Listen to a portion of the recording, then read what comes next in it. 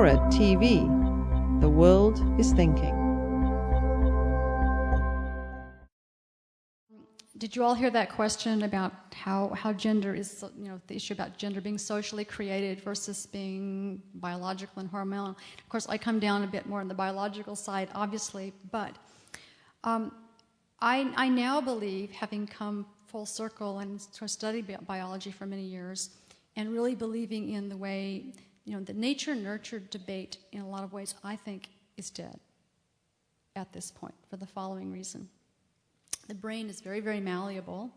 We're all born with male or female predispositions, and then we'll have the hormones that increase that circuitry for behavior, which is what a hormone is supposed to do. A hormone's job is to make us predisposed to certain behaviors. However, the way we're raised, for example, little boys, studies have shown that little boys who are told they're not supposed to touch something, they often will grab it and touch it, whereas a little girl can be given a verbal demand not to touch it.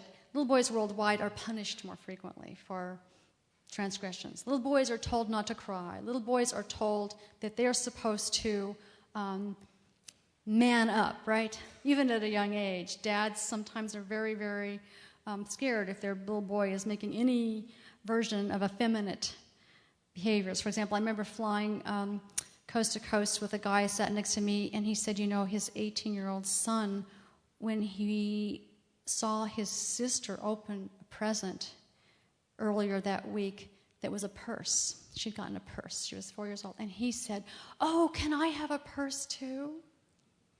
And he said he found himself like someone had kicked him in the stomach, and he just yelled at his 18-year-old son. He says, "No, boys don't have purses."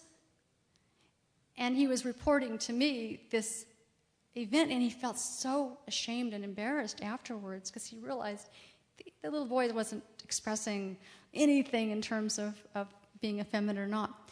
So these things, the way we raise little boys and then we raise little girls, our brain circuits are so malleable. For example, we weren't born learning to play the piano, right? You do practice, practice, practice. You can retrain brain circuits to do a variety of things. And I think all of our life we are trained, we can be gender trained to be more one way or the other. Males' facial expressions, for example, when they measure them and put electrodes on them, which they have done, and show them a grisly photograph that's supposed to make you cringe and emotional, their facial expressions versus females actually show more emotional response in the time before it becomes conscious. And right after the 1 second level when it becomes conscious, they start to freeze down their facial muscles for frowning or smiling. Females' facial muscles actually amplify and the males go down. Scientists believe that the hypothesis is that males have been trained to suppress their emotional feelings. So thanks for the question.